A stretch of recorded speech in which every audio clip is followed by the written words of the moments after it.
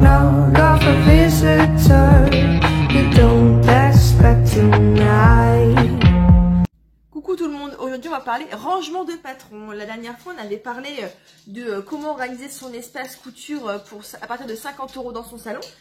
Et aujourd'hui je vais vous expliquer comment moi je range mes patrons. Donc après voilà, l'organisation elle est propre à chacun, mais j'ai eu plusieurs messages me demandant comment je faisais pour procéder. Et donc voilà, je vous donne ma technique à moi. Donc alors, pour faire simple, mes patrons de couture, comme je les utilise beaucoup et que voilà, en général c'est du papier, le papier absorbe le feutre et ce qui fait que le bord du papier, voilà, il se finit par se déchirer. Enfin bref, je suis obligée de réimprimer plusieurs fois les patrons, donc c'est un petit peu dommage.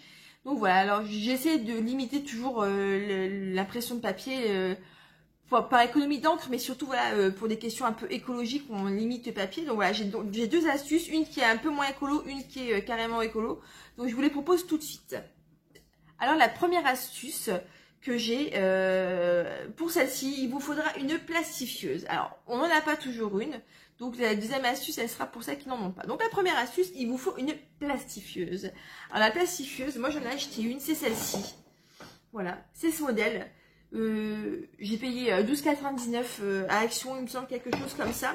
Et les feuilles à plastifier, comme ça, c'est pareil que j'ai dû payer un peu moins de 2 €, il me semble, de mémoire. Enfin, les Action Addicts savent de quoi je parle.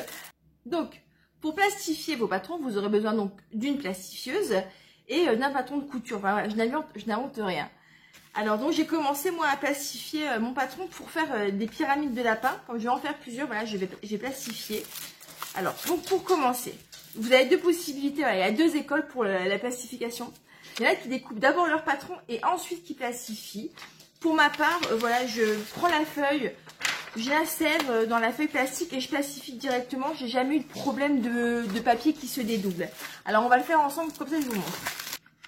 Alors il faut juste trouver bien le coup pour ouvrir en deux sa feuille de plastique. Généralement sur la partie qui est sur la partie charnière, vous avez une espèce de petite bordure comme ça et c'est de l'autre côté qu'il faut ouvrir la feuille en deux, comme ceci. On vient y insérer notre patron de couture. Là j'ai découpé grossièrement comme ça et il reste un peu de place si je veux mettre d'autres petites pièces à plastifier. Je vais en profiter pour plastifier des petites pièces que j'avais pas eu le temps de faire la dernière fois. Comme ça, pas de gâchis. Hop, hop, hop. Voilà. Je ferme ma feuille. Donc l'appareil est en route, il a chauffé. Je l'insère dans la fente. Le papier plastique avance tout seul. Il y a une espèce de rouleau à l'intérieur qui fait avancer le papier. Il ressort de l'autre côté, il est plastifié.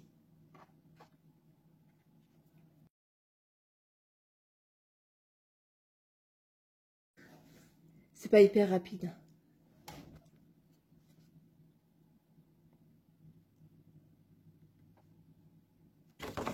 Voilà.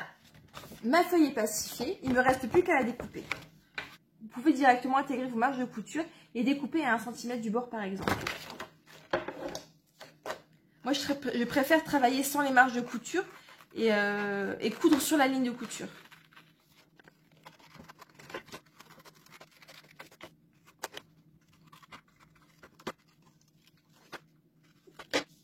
Voilà, ma pièce est découpée, elle est prête à être utilisée à l'infini. Donc ça c'était pour la première méthode, celle où j'utilisais une plastifieuse. Maintenant on va utiliser la deuxième méthode qui est beaucoup plus esprit récup, qui est beaucoup plus écolo, mais qui dans le temps durera moins longtemps que la plastifieuse. Pour cette deuxième méthode, donc je vais avoir besoin de mon patron évidemment, mais aussi d'une boîte de céréales. Enfin pas que, vous pouvez utiliser aussi toutes les boîtes, tous les papiers cartons alimentaires en fait. Boîte de gâteaux, etc. etc. Ciseaux à papier. J'ouvre le carton de ma boîte de céréales et je vais pouvoir récupérer le carton. Hop. Tadam! Pour renforcer la pièce de mon patron de couture, en fait, je vais venir la coller directement sur ce carton fin. Donc, ce qu'on fait, c'est, vous avez deux possibilités, une fois de plus, ou vous découpez directement votre pièce vous la collez sur le carton et vous venez découper ensuite, mais ça fait découper 2 fois, donc pour aller plus vite, on peut directement coller la feuille dessus et découper une fois que c'est sec. Ce que je fais, c'est pour limiter le gâchis,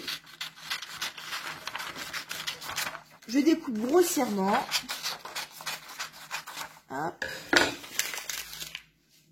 Comme ça, ça me laisse plus de place pour mon carton si j'ai encore besoin d'utiliser pour d'autres petites pièces. J'ajoute la colle, donc j'ai utilisé de la colle liquide parce que les enfants ont terminé tous mes tubes de colle.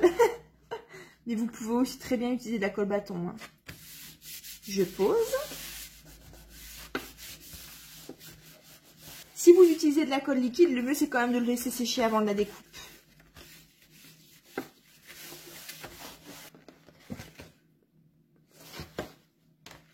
Voilà, c'est sec, on va pouvoir découper.